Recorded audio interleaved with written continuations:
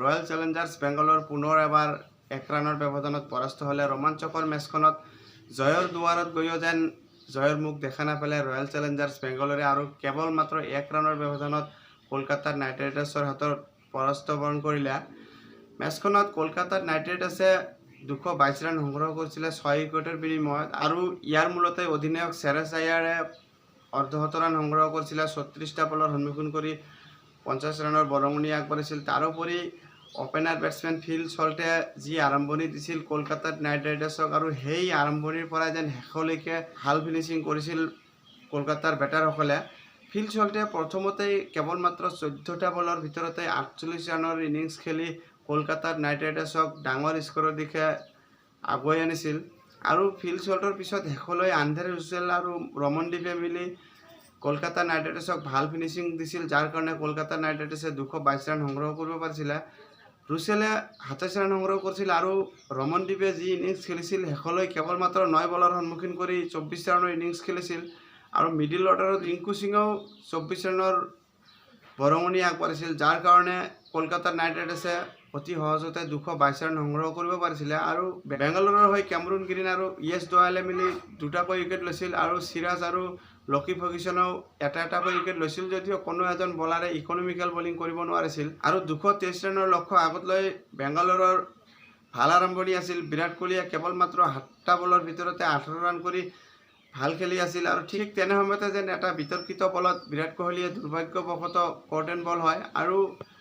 বিৰাট কোহলীৰ পিছত wheel JK 55 ৰানৰ ইনিংছ খেলিছিল আৰু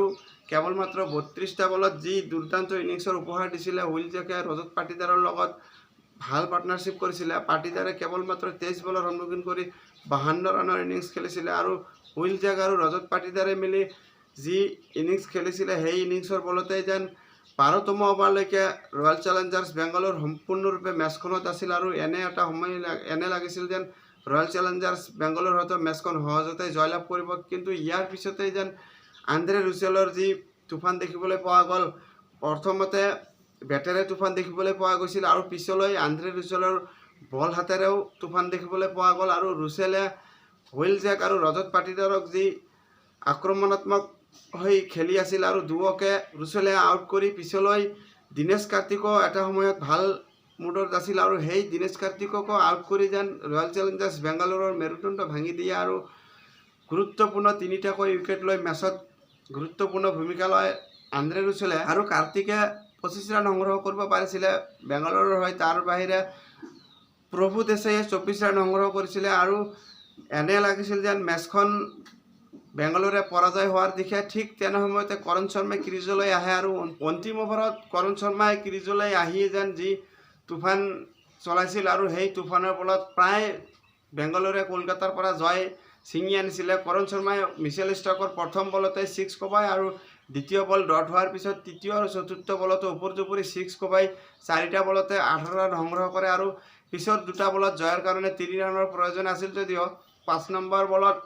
কৰণ শৰ্মাই দুৰ্ভাগ্যবশতঃ আউট হয় আৰু